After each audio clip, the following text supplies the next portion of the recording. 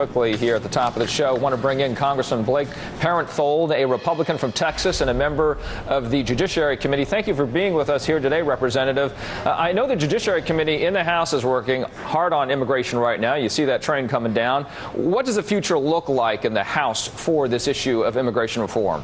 I think we're going to take it in bite-sized chunks. We've already passed 4 different bills out of the Judiciary Committee dealing with discrete parts of immigration. So we're going to take it in pieces that the American people and our members can understand and can vote on each particular issue. What is the most important issue?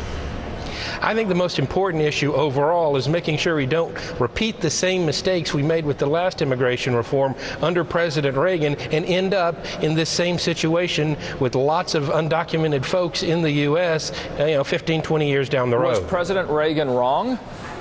I think there was some hope that there would be additional border enforcement. We were promised more border enforcement, and the rules of engagement and what actually is happening don't match up to what a lot of folks feel like they were promised back in the 80s. Was he wrong when he signed that bill? I think Reagan did what needed to be done. At the time, it was how it was implemented and the promises that weren't kept that are the problem. Why won't you take up the Senate bill? You heard all of the sound that we played at the top of the show. Well, I think the House needs to exercise its will. We're a much more conservative body. We were elected to do the will of the folks that elected us, and I can guarantee you the people back in Texas are not looking for a bill like the Senate bill. We're looking for something that we can understand. We're looking for something that's more conservative in nature and that does guarantee border security and doesn't repeat the mistakes of the past. What don't you understand about it? The bill itself has been out for 10 weeks.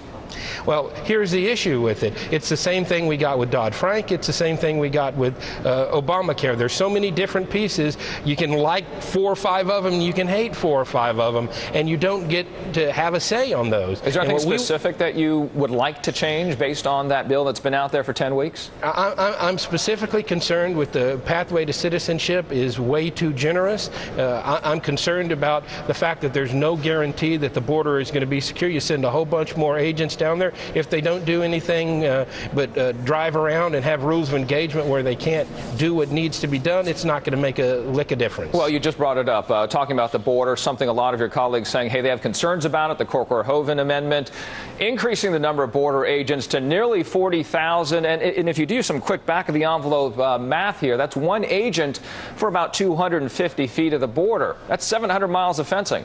And we've also got the issue of what to do with interior enforcement. 40% of undocumented folks in the country right now are overstayers. It's not just the border. Is that enough, though? It's not about... You want more border. It's not a numbers game as how many people are on the border. A lot of this can be done a lot cheaper with technology and with different rules of engagement. And immigration reform is a part of that. If you take folks that are crossing the border for economic reasons off the table by coming up with rational guest worker programs, then you can focus a much stronger enforcement issue on human smugglers and drug runners. I'll let you get back to work. A lot ahead of you. I thank you so much, Congressman Blake Farenthold, for joining us this Friday. Thank you. You bet.